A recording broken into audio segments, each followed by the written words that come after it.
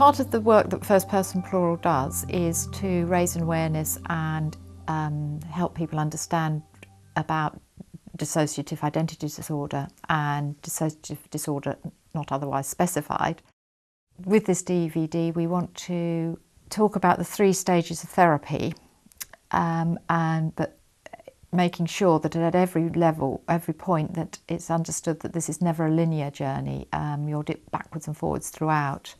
And because we're using 3 experts by experience, a supporter and 3 therapists, we're hoping to interweave their experiences, what they've learnt in their journeys through working with people, or living with the situation themselves, and show the commonalities as well as the differences. That's really, really what we want to capture on this. I think therapy naturally falls into, very loosely and broadly, into 3 stages. And I think it's very important that this recognition right from the start that this will never be a linear journey, but there will be 3. I think as a client I can identify the 3 stages very much on looking back, but when you're in it you can't see this for yourself. People often get confused when we start talking about stages or phases, that, you know, you do this and then you do that and then you do the other and then you're finished. When actually in practice it doesn't go like that. In practice, in those 3 stages, you're going from stabilisation into trauma, from trauma back into stabilisation, from stabilisation into trauma. Occasionally, and I've had this experience, you will get kind of a jump over kind of sort of stabilisation into what seems like the 3rd stage for part of the system. And we've actually had part of the kind of sort of the more solidifying integration going on directly from a stabilisation. So it's possible to even do a jump over a stage. So what you get is you don't get a linear 1, 2, 3.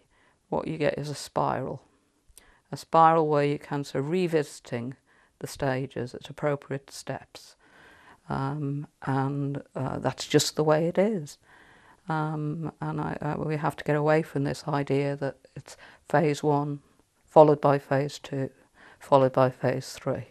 A lot of the time it feels like a chaotic process for both the therapist and the client, because you go back regarding different stages with different parts of the personality. So the received wisdom of stage-orientated treatment, stabilisation, prior to any memory work, prior to bringing things together, does have its limitations. I mean, you might do quite well, for example, stabilising certain parts of the personality that you know quite well and who get to know you, and lo and behold, as the work progresses, other parts of the personality might emerge who have not been part of that work, they haven't been around, so you've got to go back to it. First stage is the what is loosely called stabilisation stage, and is achievable through gaining more understanding about your internal awareness and more internal cooperation, and educating yourself about the subject so it's not quite so terrifying, and learning skills and techniques that might help you before you go into the 2nd stage of the trauma work, skills that you can use throughout the whole of this journey to help you feel more grounded when it's got really tough and you're not there as fully as you'd like to be. So that when you do start the trauma work, and as I stress, this is not linear, the trauma work, there will be parts of trauma work in the 1st section, but it'll be much more contained in a holding environment. It's called the stabilisation phase, and I think that is a very good way of describing it, because initially one thing you don't feel is stable, and because all the different parts are trying to have an influence on the life, the one life you're leading. Because something I think is very important to remember is that you know, we have separate parts. Other people use different terms, but we have separate parts, but we are still only one person. Because I've changed therapists so often, it's very hard to see a specific linear journey in any sense, because with each therapist, obviously, I've got to build a relationship and make sure we've got a good enough container. However, with many of my therapists, I've already been in kind of quite open trauma by the time I've started with them, which has meant that the stabilisation process has been a little bit more complicated. So that meant that the phase model had to be quite adapted in my case. So the stabilisation, really it's about getting to know you, building the relationship with your therapist, getting to know your therapist, allowing her to get to know you. Well, stabilisation really is about finding strategies to stop the person being overwhelmed by memories of trauma, or helping them to deal with triggers that could be anything really they might encounter in their everyday life that will it's helping them to manage levels of fear, to reduce levels of fear and regulate their emotional state so that they can stay within a reasonable window of tolerance rather than get completely hyper aroused, over emotionally aroused, get anxious, worked up, suffer flashbacks and so on, or go into hypo-arousal, which is the shutting down, the dissociation and the numbing. And most dissociative people can flit quite quickly from one to the other, so they might get hyper-aroused and their only way of coping with it is then to shut down and just zonk out and become dissociative, which makes daily life quite difficult. So if you can look at things, just simple things that keep people in touch with the present, in touch with reality, sights, sounds, smells, or little things people can touch or hold. It's quite individual, really. The biggest difficulty I find is helping somebody, the adult part, to remain present, because the trouble is when people are overtaken by reminders of trauma or triggers in the environment, it's the traumatised parts that take over, and often the adult self then is lost touch with, or goes AWOL, or goes missing. So if you can help the adult to be more aware and more present, I think that is one of the main things, because you're trying to stop the person dissociating at the drop of a hat, which is partly habitual really, and that's why so really small things can act as triggers. Sudden noises or movements or smells, anything really. I mean, I think I can't overemphasize the importance of the slow starting and to spend as much time as possible and necessary to get that beginning right. One of the difficulties, of course, is there is a sort of competing going on in terms of what I feel is the right approach and what that person's experience of life is. That person's experience of life is you do things quickly, you get on with it, you deal with it and tick it off. And so at some level, therapy is seen as let's just get on with it, let's do it, and then I can get out of it. So I'm trying to slow it down, and often I'm having to slow it down generally rather than say nothing's happening. It's more dealing with trying to slow down what's happening, whether it's trauma or anything else. Because if someone is engaged, that's what's likely to happen. In my opinion, what needs to be done is that trauma needs to be fully acknowledged. It needs to be contained, and perhaps it isn't the time to go into resolving it, but it needs to be fully acknowledged. And if there's a voice wants to tell you some part of a story, then that needs to be heard. It's really important to demonstrate that you've heard what the person is saying, but don't necessarily feel that I have to run all the way with it. Holding back sometimes and declaring that, saying, I don't think we're ready. As a team, you, me and everyone else that might be present, I don't think we're ready at the moment. And sometimes there's an exercise of power in the therapeutic relationship that as the therapist, it's important to say, we're going to stop. The therapist's role then is to say, I've really heard that. Can we put it back in a container somewhere, maybe help with imagery to put the memory of the trauma back into a container. And then from there, go back into the stabilisation. Reinforce what you've already learned in the stabilisation phase. The part that's brought that memory, that bit of trauma into the, may, because they've managed to bring it in, now engage more with the stabilisation phase. So you start with stabilisation, trauma may intrude. You have to deal with it. You can't ignore it. You can't say, we're not at that stage yet. You have to kind of deal with it in some way. It may not be the time the system, the whole of the person as a whole, may not be able to resolve that trauma yet, may not be strong enough, may not have enough communications, but you may be able to work with that part in allowing them to say what they had to say, and then encouraging them to kind of put it back, for them to bring up again at a later stage. Back into stabilisation, do more work, encouraging cooperation, co-consciousness, where parts are actually stay more aware of what each other are doing and saying. The difference between dissociation trauma and, say, a simple trauma, like a post-traumatic stress, because in the simple traumas, you're angling for that. So you're looking for that description of the trauma, you're looking for the point where the person's narrative goes from being quite stable and quite calm to suddenly flashing, and we call it sort of a hot point.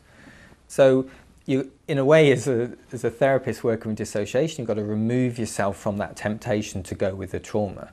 When, let's say, a part starts wanting to talk about the trauma, I have to say things like, I think what you've got to say is really important. You're beginning to tell me the horrible things you've had to deal with, but I've got to wait till I understand what's okay and what's not okay, and your rules inside. Okay, and I might do that like that, okay, or your rules inside.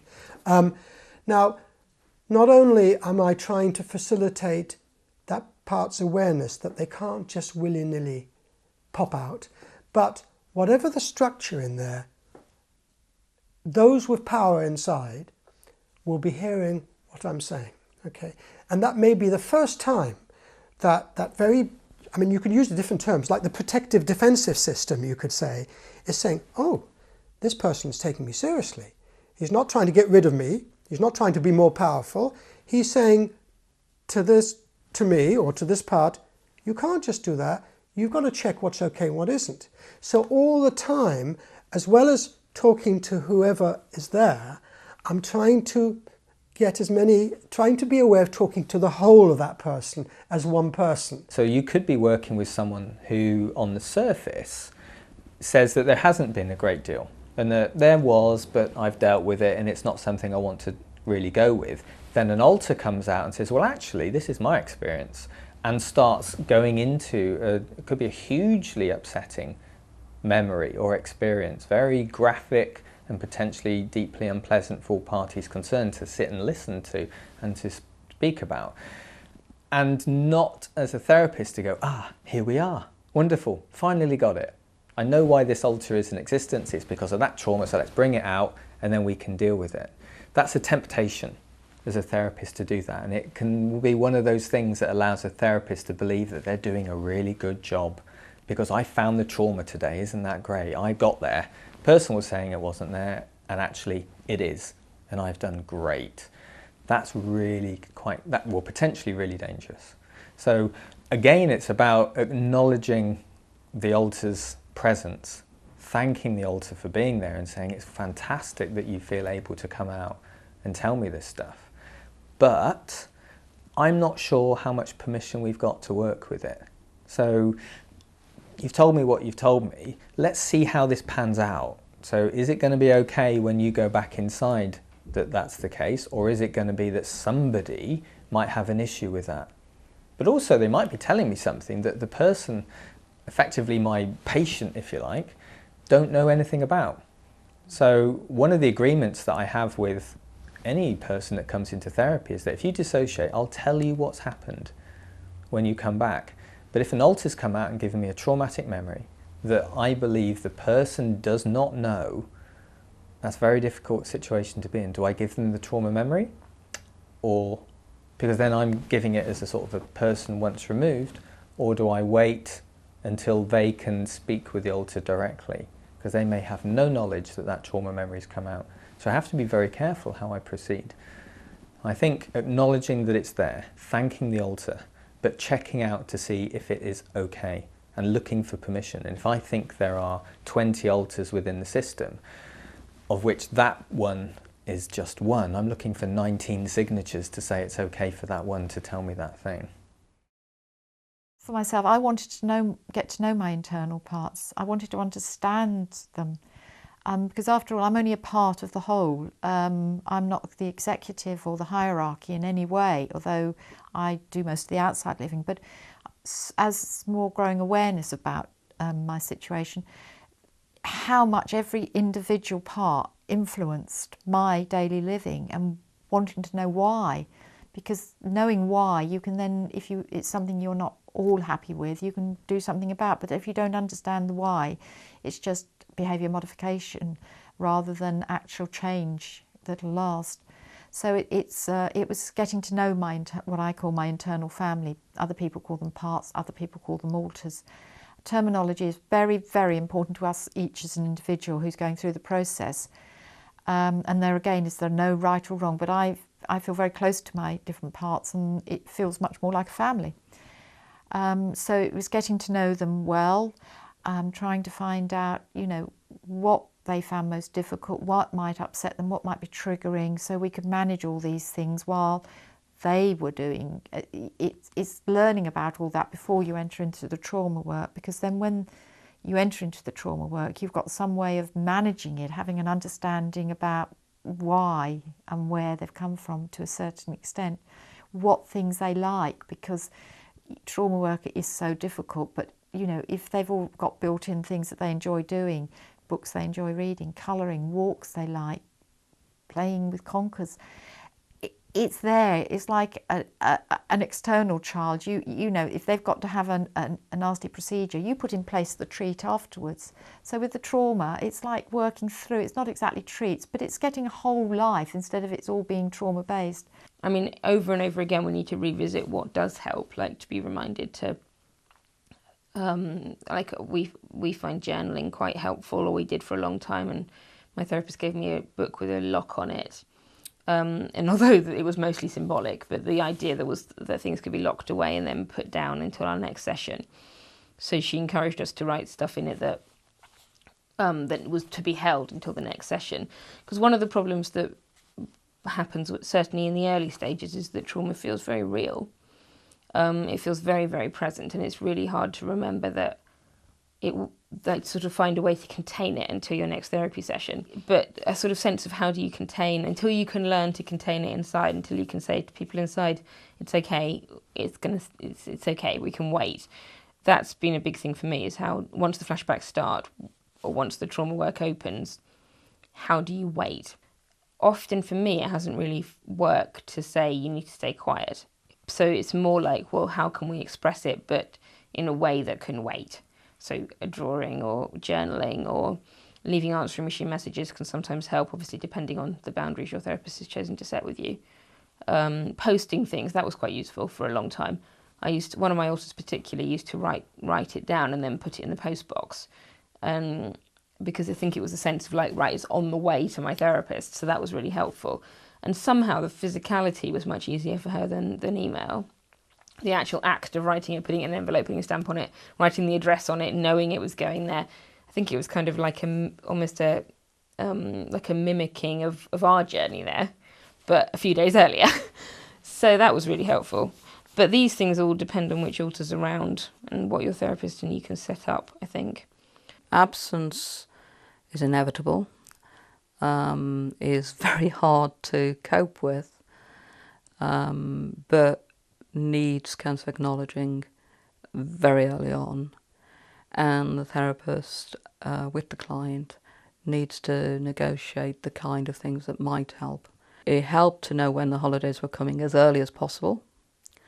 It helped to pre-prepare for exercises we were going to do at home for that period, and it helped to have what's called a transitional object, which is a defined term, but for me it meant something that belonged and was significant to my therapist that she loaned to me during our holiday time, so we could have part of what was our therapist with us all the time she was on holiday. People do need places to retreat to. Part of stabilisation is creating a safe place inside. But again, that's been quite difficult. Different parts need different kinds of places. People need lots of different, depending on how dissociative they are and how many different parts they've got. They might need a whole load of different places for different ages, developmental stages. And the whole notion of safety is not an easy one to get across, and it can be very useful before you start blithely talking about safe places with dissociative survivors to find out what safety means to them. Is it a good word? Is it a helpful word? It might be a dangerous word. Abusers might have told them that they were safe when they weren't. For example, you might need to find another word. But you're basically trying to find out what is right for that person and different parts of them. It took a long, long time when I first began therapy, which was specifically targeting my DID. It took a long, long time for any of our other parts to actually come out, despite the fact we knew we were DID. So the initial part of therapy, it was me and the therapist, and me trying to stay permanently, solidly there, pretending that there was no one else to work with.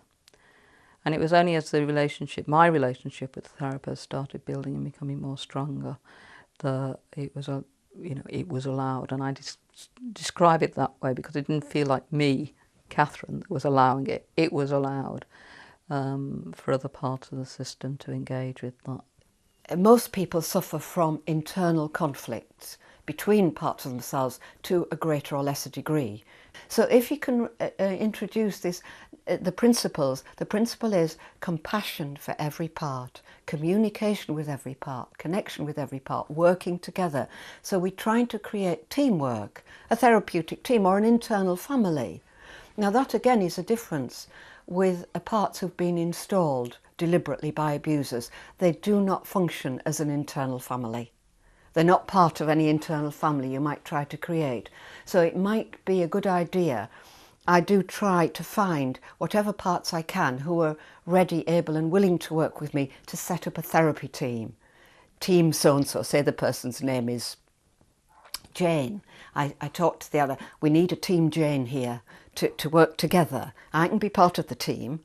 And different parts of you can be all parts of the team, and then you can be on a stronger footing to approach more difficult traumatised parts or installed parts who are more difficult to communicate with. Once they'd started to engage, it was about building the communication between us. So we started journaling, we started sharing our journal. Other parts would take part in the journal. We'd started sharing our journaling with the therapist. It was important for our therapist, if another part had come out in therapy, for her to share, if I wasn't aware, for her to share what had happened in the therapy session. Similarly for the other parts, if they asked, what had happened when Catherine was there and I wasn't, it was important that she let them know what Catherine was up to while they weren't aware. A lot of the work, I think, is with the EPs, as they're called, the emotional personalities behind the dissociative barriers, because the difficulty is that the person that presents, that makes the appointment, gets themselves to therapy and so on, the adult, the apparently normal personality, often is amnesic or doesn't really know much about their dissociative parts or is avoidant of them. So the therapy, a useful role is to act as what's called a relational bridge between the adult self and the emotional personalities inside. So if you can relate it's like shuttle diplomacy really, if you can relate to the adult part, understand their difficulties about having to relate to a dissociative world inside, relate to the separate dissociative parts and then act as a link between them, a bridge between them, and help them to communicate and relate to one another. Building the communication, I guess, is the key thing, because without the building of the communication between the parts, it's very hard to build cooperation, which is what you're kind of sort of aiming for ultimately. So I see it as kind of, so you go communication, cooperation, and then hopefully co-consciousness as well. But the communication is crucial. Now, I'm fairly well on in my journey, but I have not yet achieved all the communication with all my parts, which again highlights the fact that this is not a linear journey. As someone who has experienced abuse, has experienced trauma that they were too young to deal with, they have no system to deal with it, and so it's all had to be stored away. Not only that, the storing away means that it can't be touched on. And it may be further not touched on because the message may have been from an abuser, and it's often the case. You tell anyone and you're in trouble, or you're dead, or I'll damage you, or I'll hurt someone precious to you. And so everything is a hierarchy, it's a power hierarchy of trying to keep that structure closed in, okay? And that means before you can set off doing anything about trauma work, you have to first of all find out how that structure is. And so one of the things you don't do, which may be different from people's experiences of working with more straightforward trauma or PTSD, is really you do everything to try and carefully and politely stop any trauma work coming up. You're trying to see what the structure like, to try and get some stability, because what you're wanting to do, which is why another reason why short-term work doesn't work, is that person, it may be the first time that they have a chance to experience some continuity. Okay? Now that means that up to now, dissociation is about never being overwhelmed by what has just happened. So that you keep dealing with the crisis, you tick it off, and you move to the next place. And so a lot of people, they have no experience of a timeline. Most of us who don't dissociate, where there's been a good enough experience of our childhood, we can get ourselves to remember something. We can remember 3 months ago, 6 months ago in therapy and with friends and what we've done and weddings we've been to, and good and bad experiences in our childhood, either because someone's come up with them or we recognize it in our children or something like that. And though we may be emotional about it, depending on what it is, we're not blocked off. Now, someone who's highly dissociative, it works because literally you who's dealing with life outside has no connection with that past. So you tick it and you go on, which is why people who come for therapy for a while may feel literally that every time they come, it's the first time they've been there, a bit like Groundhog Day or something. You know, it's a repetition with no memory of having been there. What you're trying to create is a benign continuity and structure that is sufficiently, you could say boringly the same, okay, so that there is a sense of beginning to feel like you can then remember that experience because there's no need to forget it.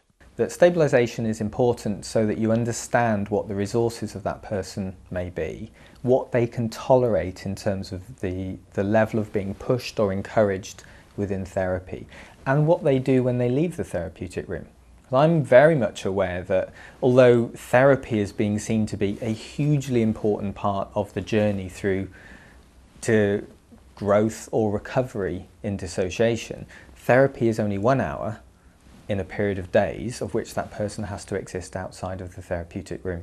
So knowing what happens outside the therapeutic room is vital. If there is someone has got involvement with the psychiatric services, it may be important to try and make sure, and you're working with them, which needs to be if that's the case, you need to try and make sure that there's good communication between everybody, that we're all singing from the same song sheet.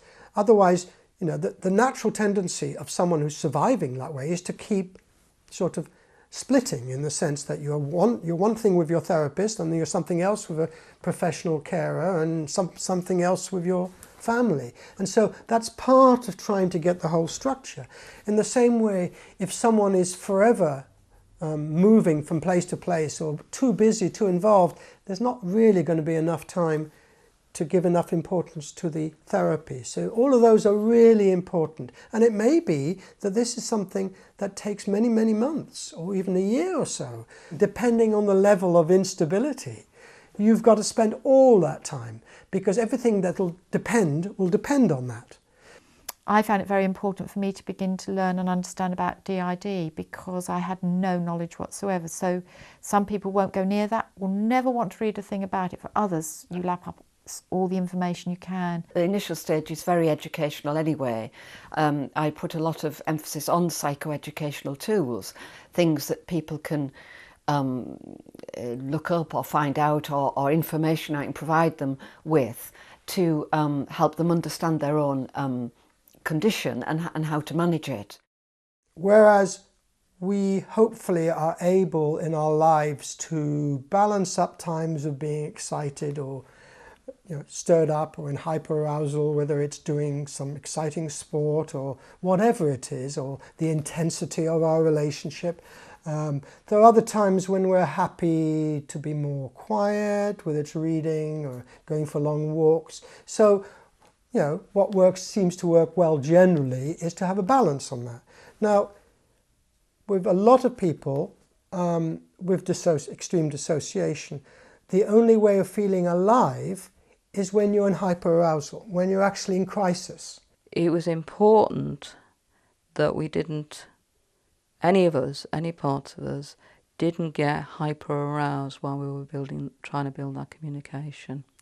So there was a lot of work about our therapist when she noticed we were getting overexcited or if we were getting over-emotional about anything in any way, to ground us again.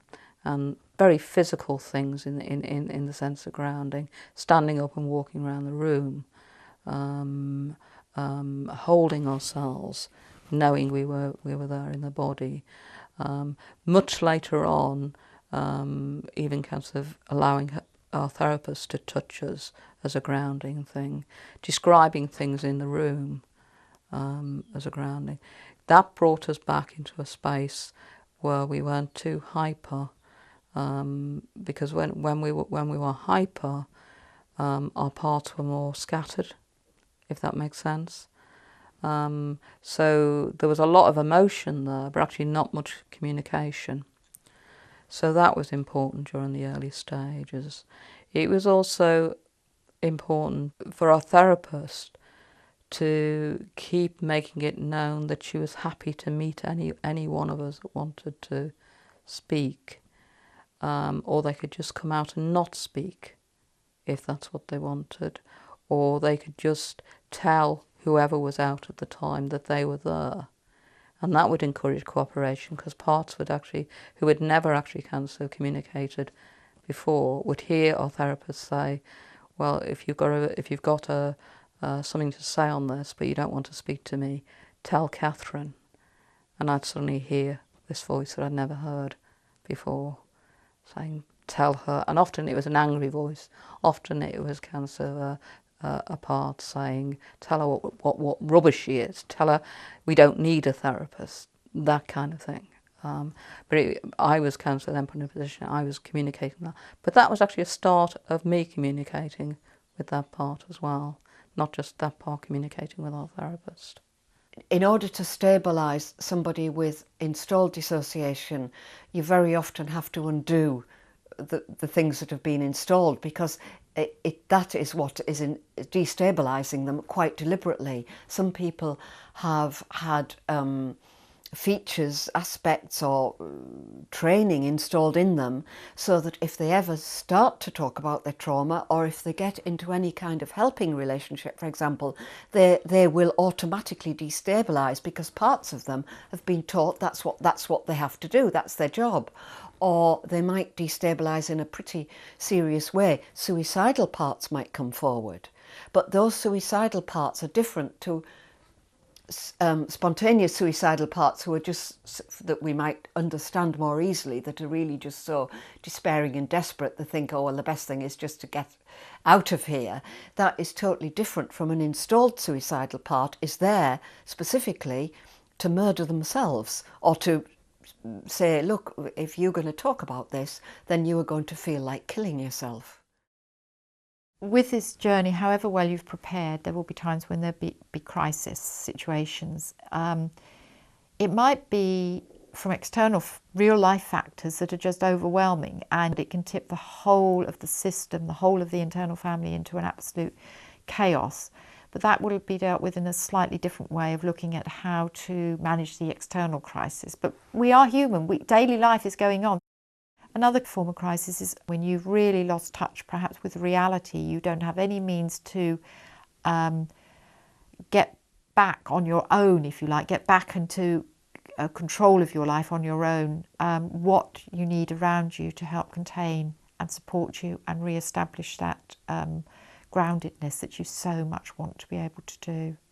I do need other things in place, like I was saying, more than one person in my care team, friends sometimes, not necessarily to tell them that it's a crisis, but just to be with. Rabbits help me, things like that. And also a kind of awareness that they will happen. If you've got DID, there will be crisis times, and that doesn't necessarily make them easier, but at least it feels like this. And my therapist reminds me they'll pass. And although at the time I sometimes hate her and think, they won't, you have no idea what this feels like. Like, how can you just tell me it'll all be better in a week? But actually they do pass, especially if they're date related. They do pass, and it can be really hard to think this level of pain is going to happen again next year, but there are good bits in between. In my experience, and obviously I can only speak to my experience, I do think my system knows when it's okay to talk and when we're just about safe enough. But this therapy is always done on a knife edge. I mean, there's just no way around it. You're always playing with that line between what's safe enough and what's too traumatic. But then equally, if you don't do the trauma, then you end up in this position where nothing's being worked on. So it's a constant dance, I think, between the two. But as long as your therapist is aware of that, then at least it's a conversation that can happen. What I would say about stabilisation, it's a wonderful thing, and we'd like to think that we could keep our clients stable, but in fact, I think part of the healing is learning to deal with cycles of rupture and repair, because all good attachment relationships in childhood, all relationships get disrupted. There is no perfect relationship that doesn't suffer some kind of dysregulation.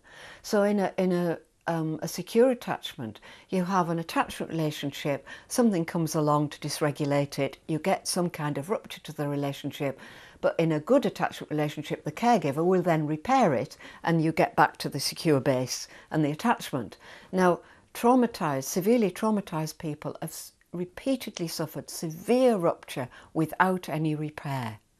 So we can learn a lot from periods of destabilisation. If the person starts to learn that things can be repaired, being destabilised isn't really the end of the world. What matters is the repair.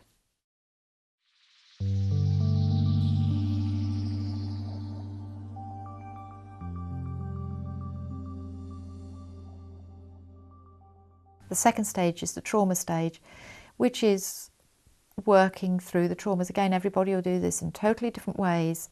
It's hard to define when that should be. It certainly isn't after a certain number of sessions you're moving into trauma work. The main thing in therapy, I think, is to avoid re-traumatisation, because every time a person is re-traumatised, reminded of the trauma, overwhelmed by the trauma, or reenact the trauma in some way, that reinforces all the neuronal networks that are wired for trauma, and they're the ones that you're trying to change. You're trying to rewire those neuronal networks. So it's very important to avoid that. And if you go into traumatic memories too soon, the likelihood is that the person will simply relive them. They will be re-traumatised. So you need to have a really good, strong working relationship with the person to work out with them how they will approach their memories sufficiently in order to process them, but also have sufficient distance in a way in order not to be overwhelmed by them. There won't be suddenly one day you'll stay at the end of stage 1, oh, I'm ready to start stage 2. You'll find that you're naturally going into the trauma work and staying much more grounded.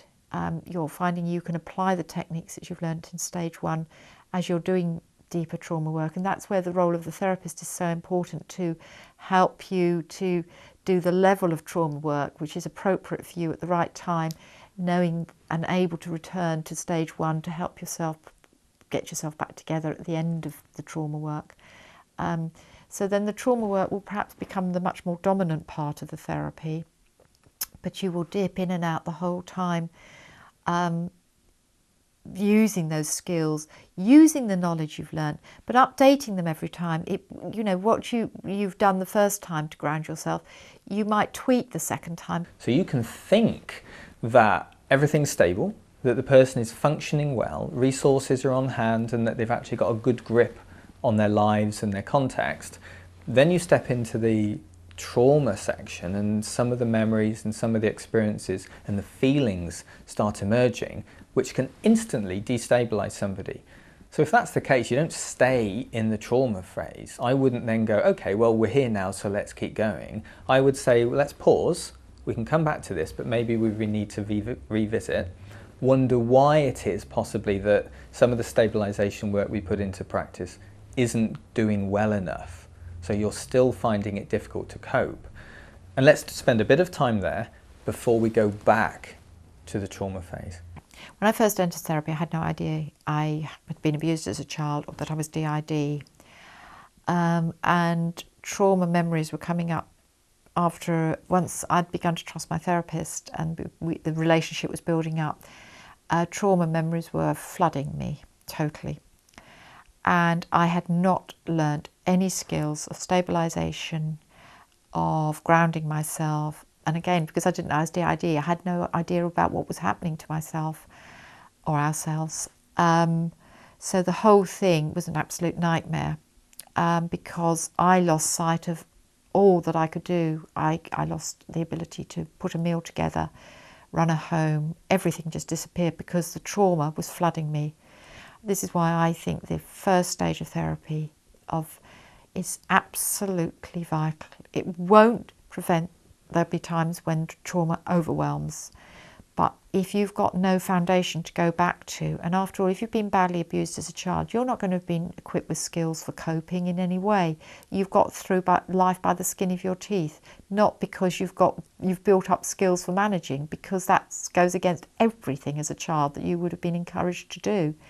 So the first stage is absolutely, for me, I see it's so important to have a point of reference, to have something solid to go back to. It won't always feel that it is solid. It'd be very hard to get back there. And this is why in crisis stages, it's how you're helped to return to what you have learnt previously. But if you've never learnt it, you've got nowhere to go back to. And for myself, it was like, I was just for several years, trauma was my life, and I was re-traumatising myself. I wasn't aware of it at the time, but in therapy, re-traumatising myself time after time after time, trying to pick myself up. And as the outside part, I was determined to keep going, which I did. But it was hell. And I don't think this journey is ever easy, but I don't think it has to be quite as difficult as mine was at the start. Well, to work with trauma, you need at least 4 of the 5 C's in place. You need good communication within the person's system and with you as the therapist. You definitely need compassion for the parts who've been traumatised. You need cooperation and collaboration. And if you've got those things in place somehow or another, you can then look at connecting with the traumatised parts. Now, there are many ways of doing that. And this is where I think creative communication comes in a lot. We need props. We're dealing with right brain processes that don't lend themselves very well to left brain language. Sometimes the person can tell you about their trauma using left brain language, but without necessarily connecting with the emotional components of it, the feelings, which are of course held in the right brain. And this is where creative means of communication can be very helpful. Drawing, writing.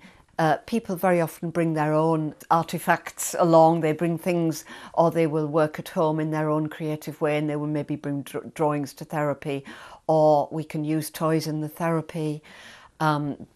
Different toys or animals can represent different parts of them. We can not reenact trauma per se, but we can reenact it therapeutically. We can change the trauma narrative. It's very much the relationship with the therapist as indeed is so vital for each stage, because by the second stage, hope you will have built up a trust with the therapist, a trust that when they are helping you to contain the trauma, that they're not rejecting you, but that it's so important you're grounding in this, you're working at it in sizes that are manageable for the whole of you, not going, well, hell for leather just to get it over and done with, because it just doesn't happen and work like that. So that's the second stage, which is often the most painful, and unless things are good enough around you, I personally think it's not right to enter doing the trauma work until you've got some support. I think the biggest thing is actually the feeling. Like, how does it feel in the room? Does this person feel right to me? And trusting that, because I think the people I've worked well with who have turned out to be the right therapist for me, I've known pretty much straight away.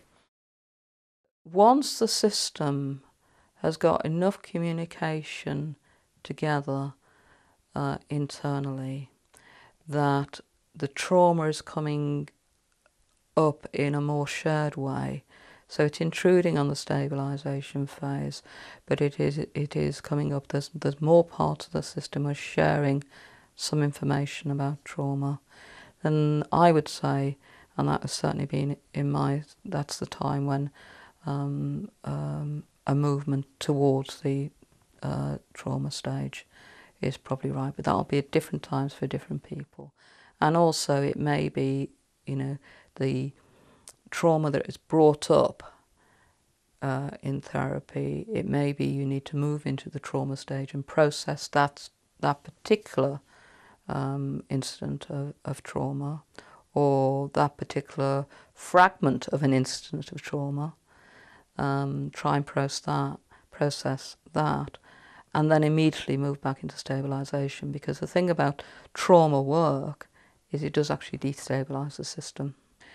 The difference between being unstable at the start of therapy and the destabilisation after a piece of trauma work is, if you've done the stabilisation phase well enough, you will have more internal resources to stabilise yourself. So you won't have to spend as long stabilising after a piece of trauma work.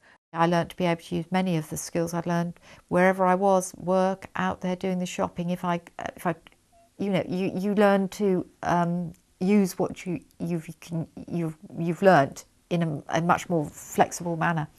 So when you've done a lot of the trauma work, during the trauma work there will be crisis times when hopefully in the earlier part of the work you will have set in place what needs to happen during those crisis times. It's really important that that's talked about earlier on, rather than you've actually got in a crisis and then you're left to find a way through. It'll be probably at those times using people around you. You might have set things in place with your therapist to make this possible. So you will have using so many techniques. Often the trauma emerges as just a pure feeling state. There's no narrative with it. There's no reason why the feeling is there. So an absolute feeling of terror, perhaps, but no sense of why you're terrified. And part of the processing is to try and get the other parts of the system that know why the terror is there to actually share that knowledge. So you join up the sense of terror with the what happened, and working outside the purely rational side of the brain. So you're engaging with the feeling side of the brain, and consciously being aware that you need to stay as grounded as possible through that. I find in therapy it's essential that I have a therapist who's prepared to use touch, because that's incredibly grounding and brings me back quite quickly and is very soothing as well. So, and obviously that's a complicated issue, and I know a lot of therapists find it controversial, and it has to be right in the relationship, and I would never advocate it falsely. But it's for me, it's been very, very helpful to have a therapist who's prepared to hold our hand or give us a hug. It's very grounding. And there are certain things as you go through therapy that you've discovered, like there are certain things I think are vital for my system, but there are other things I thought were vital that turned out not to be. But that's something you've got to build. I mean, I've been in therapy for more than 10 years now, so obviously I've got a sort of a toolkit, if you like, where I've worked out what I really need and what I can live without. In terms of what the therapist is hearing, I think it's important that he or she communicates belief in what they're hearing. Now, belief for me is not, I don't expect the therapist to actually know that exactly what any one of us is saying is exactly objectively what happened. But I do want and expect and find it useful if the therapist can communicate to me that she knows that we are telling the truth, that we are not lying. I think a therapist has to leave time at the end of the session, at least if asked, to say, well, this alter was here, this is what we talked about, because, or I mean, there are other ways of doing it. Some people, I think, record their sessions. I haven't felt comfortable doing that, but I do think there has to be a way, and also it adds to how do you have internal communication? It's the foundation of integration, is to be told gradually what your alters have brought and what they've said. And occasionally I have a hard time, not exactly believing, but kind of being in touch with what my alters have experienced in their past. And my therapist has to say to me, you need to try and be here. You need to try just a little bit at a time to be here while they're talking. But the first stages of that are her telling me what they've said. And then gradually, because that's sort of a bit like testing the water, a bit like, because obviously it's new information to me. And if I could bear it, I wouldn't have split in the first place. So it has to be a gradual process. And then for me, the initial stage of that process is my therapist telling me what's happened. And then gradually that sort of acclimatizes me to it so that I can gradually be there more and more while they're talking. And there are certain alters now that I'm pretty much always co-conscious with because I know all of their history. So anything they've got to say isn't a shock to me. And that's what I've realised in my system creates co-consciousness, is being able to bear what that alter's got to say. And that's when I can then be co-conscious with them. And then it obviously spreads into other parts of life. So with the alters that I'm co-conscious with in terms of their trauma, I can also be co-conscious with in terms of what they want for dinner. But I have learned for me over the years that I need a therapist who's prepared to tell me what was happening in the session. Because obviously it was my session, it's my body, it's my system. And I wouldn't be able to work with someone who, I mean, obviously occasionally time runs out. It's not always possible, but as a fundamental, it needs to be something that a therapist factors in, because that's how co-consciousness begins. And co-consciousness is a foundation of integrative living, I think. I think the other thing in the trauma stage I want to come back at is the spiral process, and that in trauma work it's encouraging throughout the trauma work process, encouraging and reminding me as a client that I have actually got my own skills to help me stabilise myself, and I no longer need to react the way that my brain is programmed to react, because because I've done very good stabilisation work. I can now stabilise myself. I don't always remember it when I'm in the middle of trauma work. I need reminding of those skills that I've learned to ground myself. It's important in a session where trauma work has been dominated the session that the therapist takes responsibility for allowing enough time at the end of the session for the person to ground themselves and to stabilise themselves, to face the world outside again. And that is the therapist's responsibility, to hold that timekeeping. That's part of the boundary work. So you don't want to be giving more time unless it's been pre-negotiated, because the client is still in a traumatised place. But you need to be managing the session in a way that by the end of the time you have available, your client is stable enough to actually leave that session and go out in the big wide world and not still be locked into the trauma. And I think this is where it comes back to having a really good therapy relationship, because as long as the trauma is held there, there's almost a freedom to go, right, well, that's where my trauma is, now I'm going to go to the park. Whereas the times I haven't had a good enough therapy, it's spilt much more into day-to-day life because my alters have been trying to communicate.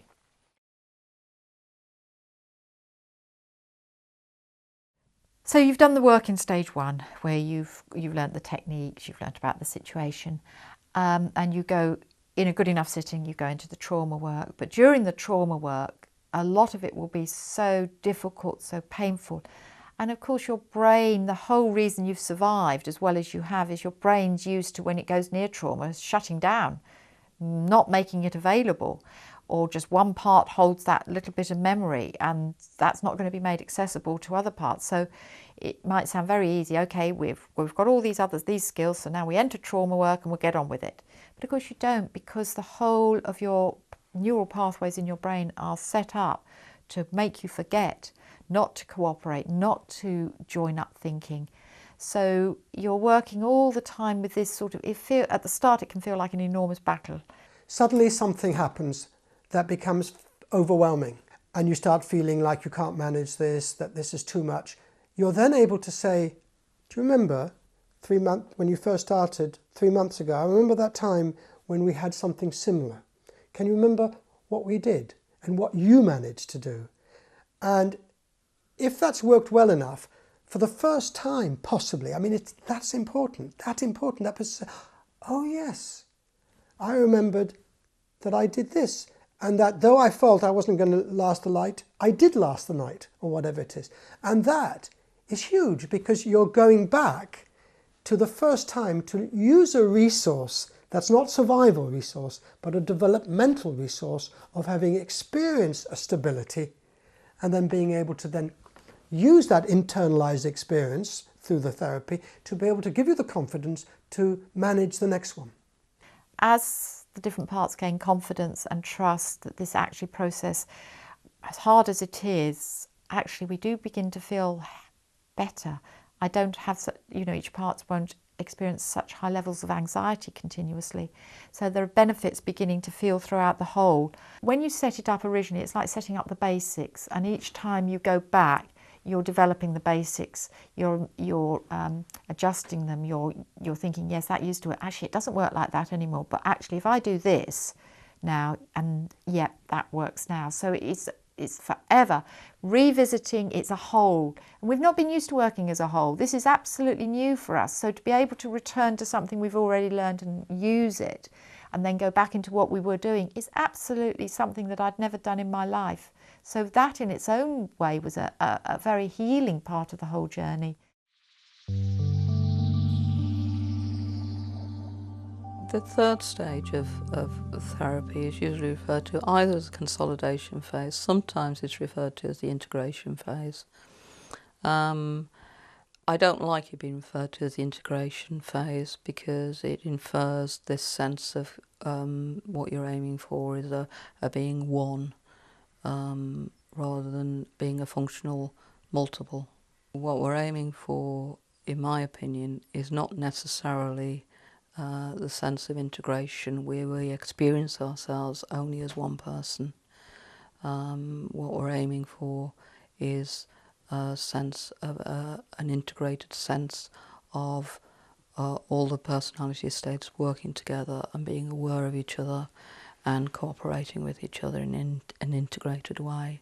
The reconciliation and consolidation is what is happening. All the work you've done up till that moment has been leading to you becoming much more grounded without having to keep using grounding techniques, a feeling of solidness, a feeling of knowing who you are. Even if the parts are all very separate, there's much more a feeling of being together and sharing the body, sharing the life, as opposed to everybody wanting their own rights within this life.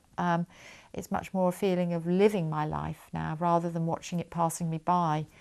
I've entered it, I'm on it, it's my life, I'm actually in there living it, making decisions about what I want, knowing that because of all the work we've done, we're all making that decision. I'm not going off at a tangent making the decision I want, but it's what we all need and want at this stage. You kind of work on what's here and now, and hopefully it builds the blocks for the future, but most people don't live a life going, right, in 5 years' time this is my point, in 10 years' time this is my point.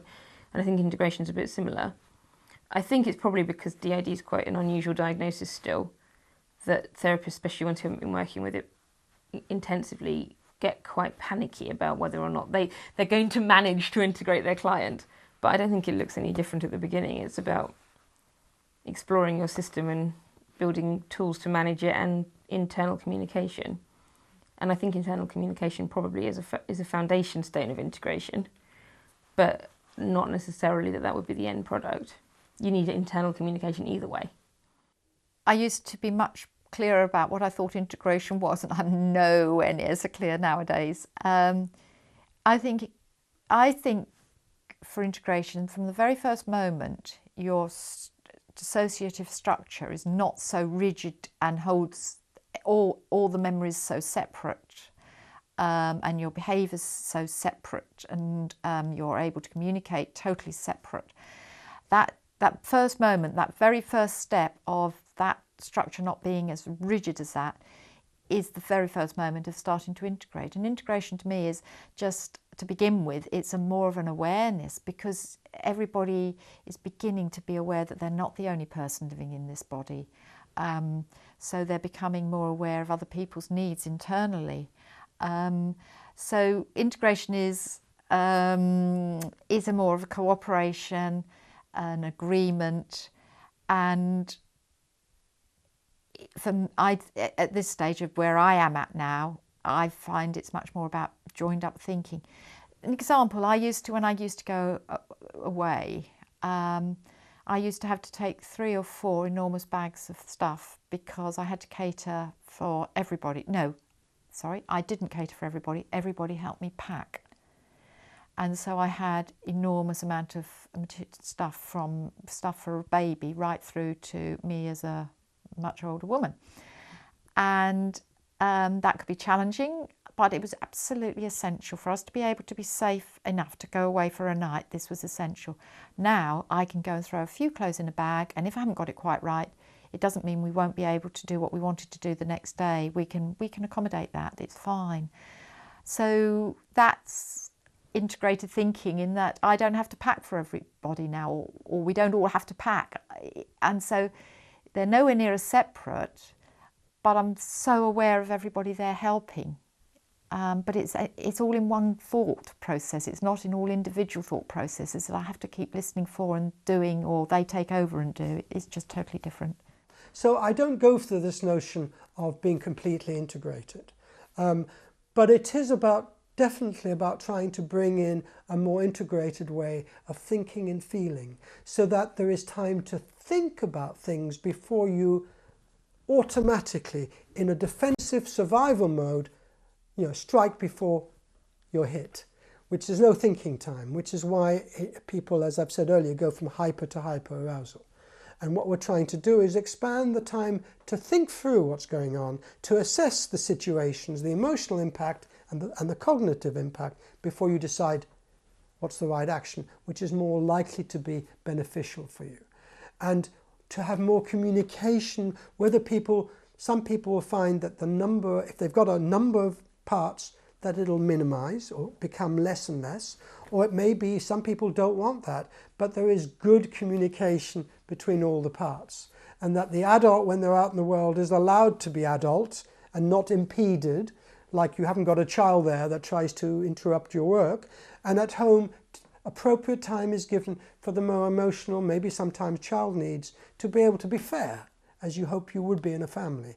And the importance is to keep on being mindful of that and keep not changing it from what often is like World War III inside to one in which there's not always agreement but cooperation, respect, and knowing that the problem was not from inside, the problem was what's happened from outside.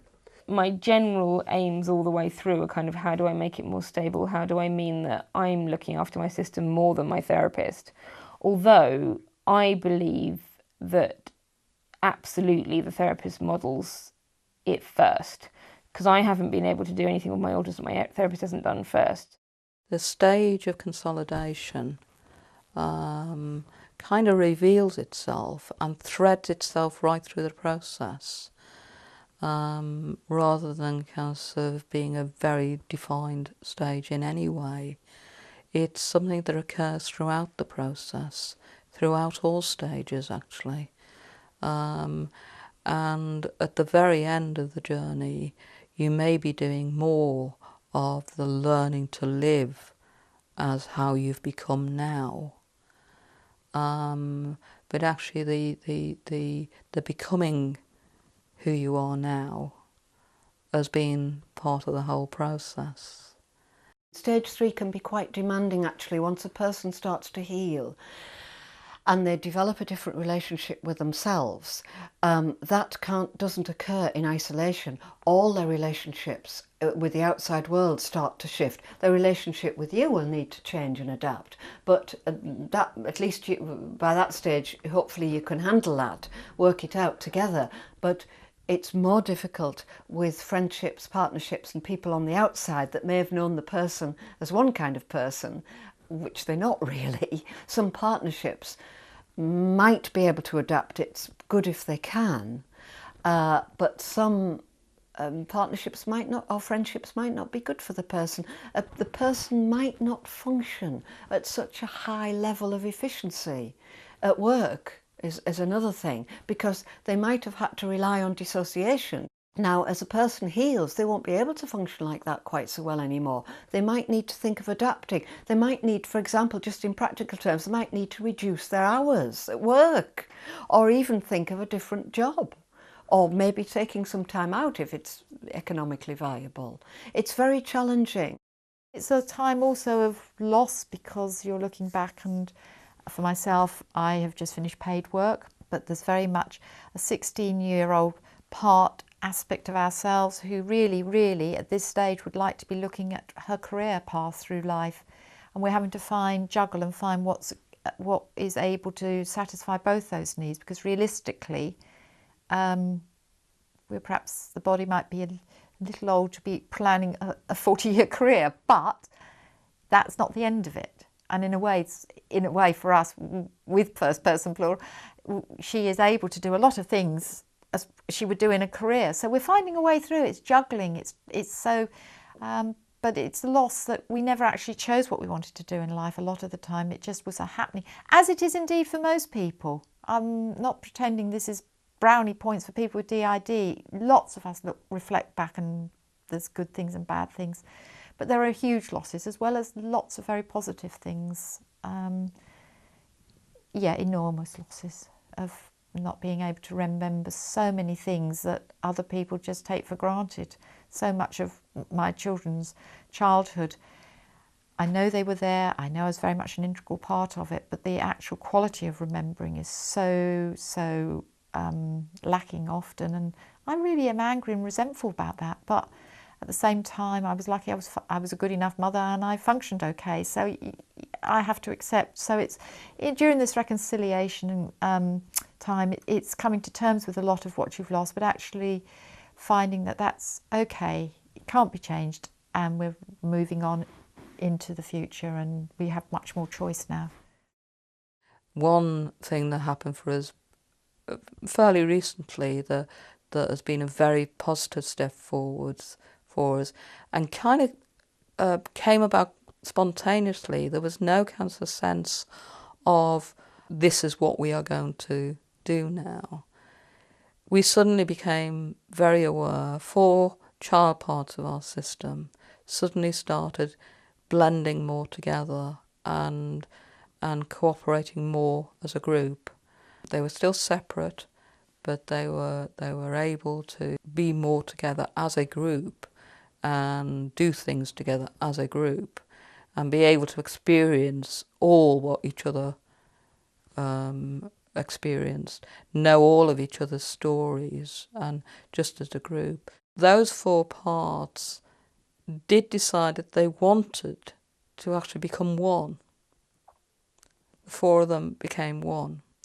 And that process for us was, we had gone from some of the trauma phase into doing this bit of integration consolidation work.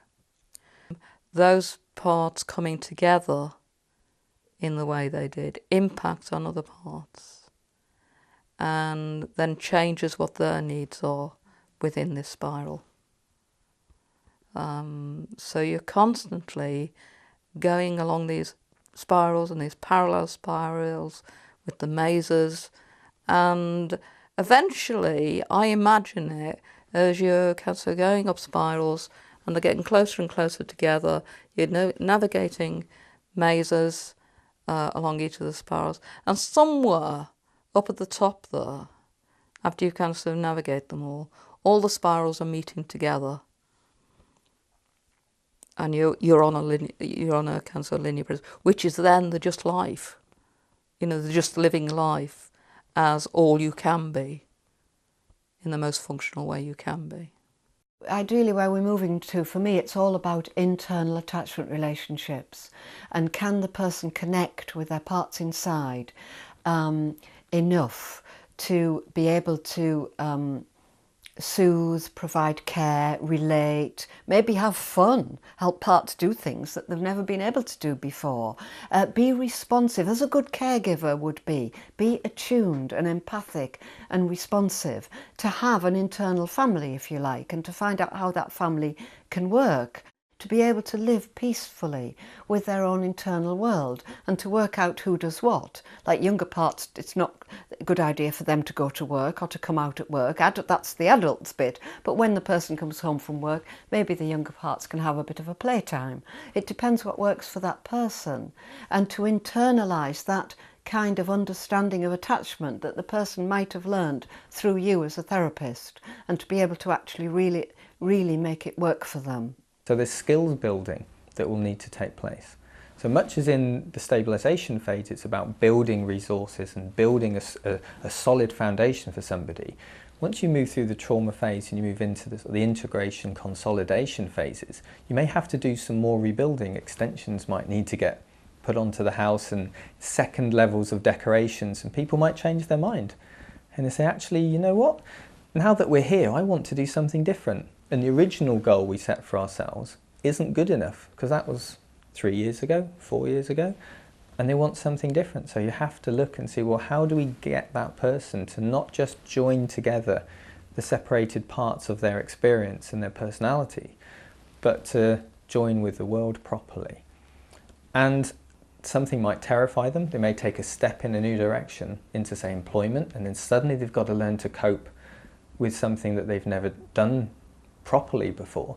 You might have to go all the way back to stabilisation to figure out, well, how can you cope with these new experiences of shopping, of cooking, of relationships, of children that you might have? How do we work that? So it's a shift, it's a constantly moving journey. You don't always go in one direction. I think it's, you go in one direction, you move back, you jump forward a bit, you move back, always looking to see, is there something that hasn't been done that would make the forward momentum simpler and smoother for that person? And go back if it's there. If you notice a gap, go back and try and work out. I've got to learn how to function as I am now, because I don't have any experience of functioning as this more integrated, having this more integrated sense of self, having more cooperation.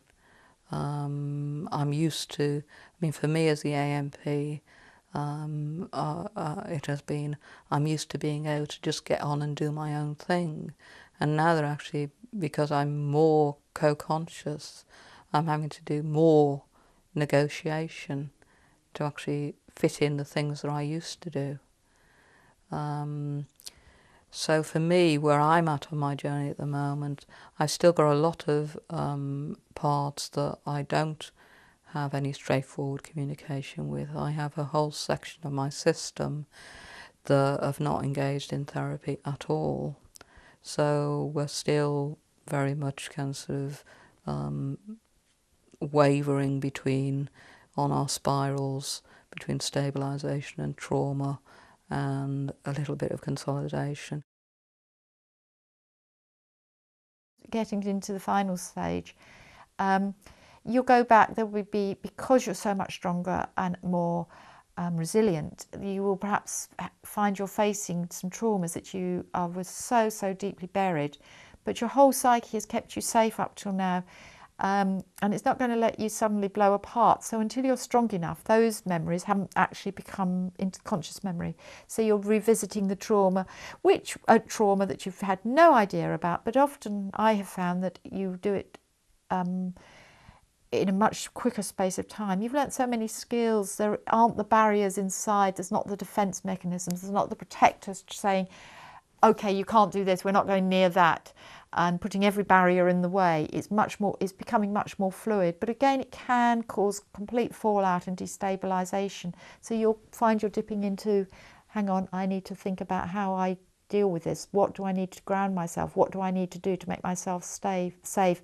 So then you might miss trauma out again and go back into the final stage, do some more work there. So it's a flowing backwards and forwards, but the whole time, for myself, it's become much more fluid. We sort of now slip in and out like that rather than head-oners and fighting and battling. New alters can appear at any point in therapy, and you may have thought that everything is mapped, every alter is known, and then suddenly one will appear, years down the line possibly. Now that could be a fundamentally important alter that has been so hidden and so buried. The fear of that alter coming through has been greater than the prospect of recovery and prospect of change. So it might signify that the person's moved to a place where it's now safe for that alter to emerge. And that might simply mean that that person feels safe enough and strong enough to cope with the presence of that alter. So you revisit all the things. What does this mean? Does this then unbalance the person? Do we need more stabilisation work, or do they present with a new trauma that has not been identified? And it could be a very simple presentation of the alter, or it could be something extremely complicated. So if the new alter emerges later on down the line, I don't see that as being a problem at all. I think it's a good thing, but it's important for me to ask, well, why now? And what does it mean for this person? What do we need to do with this new information? Crises that occur further into therapy are usually, in a sense, they're more serious because you're uncovering more layers of trauma, and you're getting sometimes to the core of some pretty horrendous stuff. So you might need to have a fresh look at things. The coping strategies a person might have learned in the earlier stages might not be enough, they might not be adequate. But the main thing is, if the crises are quite severe, is to slow the work down at that stage, slow it down, and maybe not even try to do too much troubleshooting. You need to perhaps help the person re-erect a few protective boundaries so not everything comes tumbling out at once. Therapy for people with DID, because it needs to be long-term, it does become a bit of a way of life. And I hate to say that, but it does, because it's so important. In the early days, you've probably gone into therapy because your life is falling about you. So something that's helped you get a life back together and help resolve so many issues you've had throughout your life has to be so important. But towards the end, I imagine it's like a child who's had a good enough home, leaving home for the first time. You know you've got to go, but boy, is it scary. And so there's been so much that's so important about the journey, the relationship, the learning. It's been so powerful, so important. And yet it is time to move on, and I would be doing myself a disservice to say I need that input in the same way. So it's frightening, but exciting as well. I think there are different choices about, that people make about the ending of therapy. Sometimes people choose to end at a certain point because that is as far as they are able or willing to go, or certainly in that point of time. I do try to keep an open door for people in those circumstances when I know perfectly well perhaps there's more work that they could do, but I respect their decision that at that stage that is a choice, or that it might be that they move into a different life stage. Like, for example, somebody might be at a life stage where they're just having children of their own, and the therapy will need to change radically, or they might need to take a break from it to concentrate on parenting or whatever they're going to do.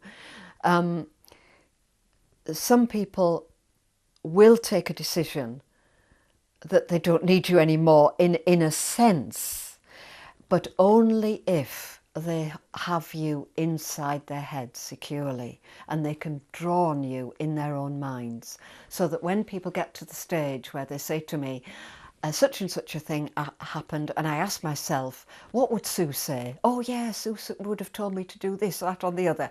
That's when you can realistically think that a person could cope better without the therapy, because they've internalised you and the support you can give, and they've become their own therapist, really. I mean, I personally think that I look on people as experts by experience at every stage of their healing, because people know themselves better, really, than anybody can. But I think stage 3 is when we talk, people then become a true expert by experience, and they might actually be wanting to make a contribution from what they've learned in their own therapeutic journey, which can be extremely valuable to other people. I think once people are motoring in terms of getting a hang of their own system, knowing how to work with it using the 5 C's, they can manage things so much better. They might not be able to manage things in the way they did before. They might not be able to manage as much, but life will be more peaceful and more copable with, and just in a way more enjoyable. We forget just how much effort. Being highly dissociative is pretty hard work, actually, and there isn't much room always for fun and enjoyment. It's exhausting, and just finding that you've got a bit more space or a bit more room to do things. You could just enjoy the world. You can go on a walk, you can have an ice cream. It isn't all about trauma. These things can be very much worth having. I don't really have a long-term aim exactly. I mean, I have quite short-term aims, like I want to get baby rabbits. And obviously, inevitably, even with DID, even things like that, bring up a whole load of, but that means we can't go away overnight, that means we can't ever freak out. So, I mean, any small decision like that needs to be processed all the way through the system. And that's, I think, one thing that people, not therapists, but people outside don't get is how complicated really, really basic decisions can be. And I get myself into this real state of like I've got to make the right decision. And I think that comes from my history and inevitably in my history there was never a right decision, because my abuser set it up in a way that meant that whatever I did I couldn't win. No matter what the books say, no matter what the ideal is, I am the authority on me. And of course I know that my therapist will know things that I don't know because I have DID. But ultimately, no one knows me better than I do. Even though that's really hard to remember, but especially when you have amnesia and multiple alters, it's really hard to remember that actually I am the authority on me, but I am. And nobody, no matter what the books say, no matter what the prescription is, can ever know that me better than I do. Although I need help in connecting with it. But there's something very important in that and in staying true to yourself, because how do you go through this process if you're trying to do it from the outside in? It's kind of got to be from the inside out. And it's got to be client-led. It just has to be, because people with DID have been told how to live from the outside in for the whole of their life. So healing has to be from the inside out, because you can't heal. And you can a bit. You can kind of go, right, well, these are the things that I need to learn how to do. These are the things I need to learn how to manage. But it has to be from within, because otherwise it's just going to fall apart the minute it gets threatened. If something's created on the outside and something shakes it, it's going to crumble. Whereas if it's built from within, then it's hopefully not. The main hope, I think, which I hold on to, is that it is not necessary for the abuser to have the last word. The abuser will not have the last word as long as me and the person are working together in therapy. We can undo the way in which the abuser has dominated that person's mind, has harmed their life.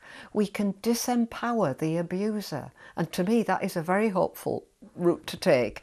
We can empower the client, but that involves we can shrink the abuser down to size and make them much less of a force for harm in the person's life. And once we can do that, particularly if the abuse is stopped, then the person can start to rebuild a life that is theirs, that they own. The abuser does not own them. We can reach a point where they can say, this is me, this is my life, this is my mind, even if it might consist of lots of different parts. I own it, and I'm in charge, I'm in control of my own life. The moving into the future is because I feel much more solid and grounded for most of the time. I can plan my day now. I don't have to, I call it my day, our day. It doesn't matter, but it's very much is our day still. But different parts don't need time to go off and do individual things. So I can plan and prepare my day and know that I'll probably keep to most of it, like other people do, as opposed to suddenly find I'm going down this track at one point of the day and suddenly I'm down there doing something else completely different, totally not what I thought about, and totally irrelevant to what really we perhaps need to do. So it's just living life more as a whole with more choice. But it's actually really, really hard doing that because I've never done it. So it's learning how to do it. I still often find myself waiting for my orders from inside as to what needs doing or what. And I'm finding I've got to be much more proactive because as a whole, we are leading this one life most of the time. And it doesn't happen unless you actually get on and do it. Whereas before it just used to happen and I just used to be a passenger on it. For me, it's this notion that I know I've made a great deal of my life, even as somebody who's dissociative, but there are things that I still can't do because I am dissociative and because I still haven't processed as a whole all the trauma, or enough of the trauma. I think it's wrong to think you have to process all of the trauma. But enough of the trauma to make it okay enough to leave it as a memory without it becoming part of your present. So for me, I don't know, it may mean at the end of this journey we become an integrated one. But I don't know at this stage. And so my goal is towards this kind of functioning whole. So I'm not actually losing time, but I'm not having all the time either, solely for myself. It's so I think you don't actually know what the end of the journey is going to be. You only know you're working towards something which is better than where you are now. For myself, throughout the whole of the therapy there's been a deep underlying drive that it has to be better. For me, that's hope. That has to be a hope, because it's a lot of the work you would never get out of bed to do in the morning if you didn't have hope. I couldn't always define what my hope was, but the hope, I suppose, at the worst moments was that it could be different. Things could change. And now that is really weird, because talking about it right now, I realise my hope is much more about what my future is going to be, not about how I'm going to manage today. I can hold a much bigger picture and something to aim for, and know that we can all of us together can aim for it, and there won't be the disruption of parts who don't want to aim for that. it's a whole decision. What it contains, we haven't got there yet, but it's much more about moving on and out with a much bigger picture out there than I'll get through today. I know I can get through today because I know that things can change.